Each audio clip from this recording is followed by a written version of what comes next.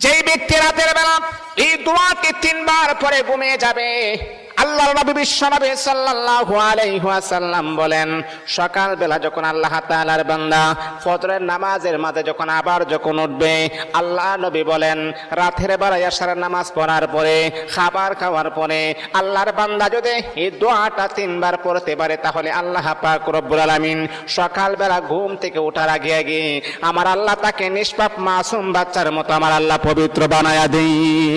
দোয়াটা সবাই আমরা জানি, আমরা সবাই কিন্তু দোয়াটা জানি, কিন্তু আমরা আমল করি না। দোয়াটা হলো আস্তাগফিরুল্লাহাল্লাযী লা ইলাহা ইল্লা হুয়াল হাইয়ুল কাইয়্যুম ওয়া আতুবু ইলাইহি লা হাওলা ওয়ালা কুওয়াতা ইল্লা বিল্লাহিল আলিয়্যিল আযীম।